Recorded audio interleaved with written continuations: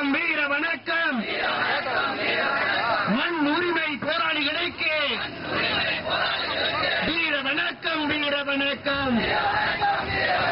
மண்ணை பெறுவோம் மண்ணை பெறுவோம் மாண்படைவோம் மாண்படைவோம் மாண்பை காக்க மாண்பை காக்க சேமிப்பு செய்வோம் சேமிப்பு செய்வோம். பெண் உரிமையை பெண் உரிமையை பேணி வளர்ப்போம் பேணி வளர்ப்போம். கல்வி கற்பதை கல்வி கற்பதை கட்டாயமாக்குவோம் கட்டாயமாக்குவோம்.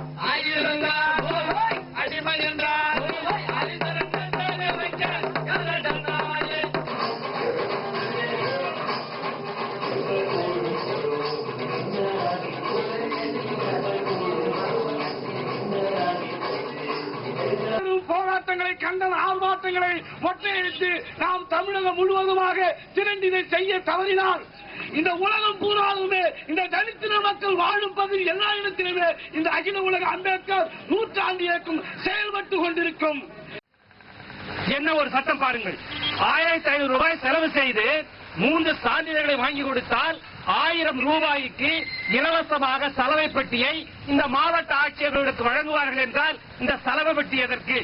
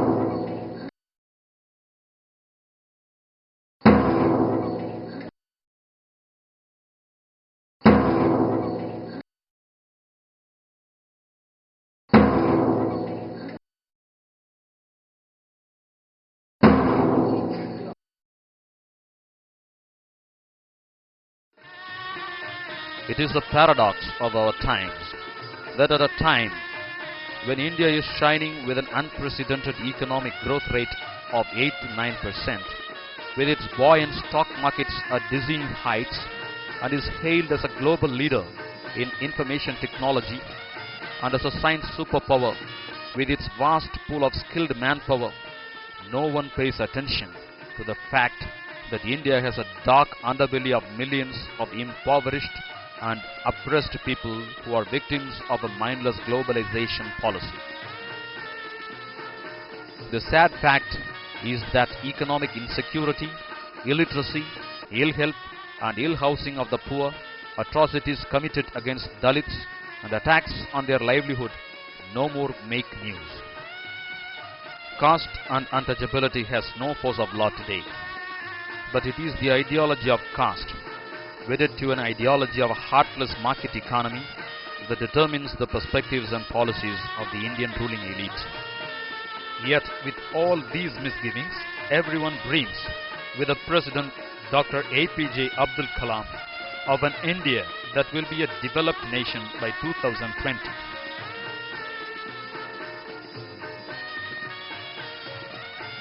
It is a dream that is so near and so far.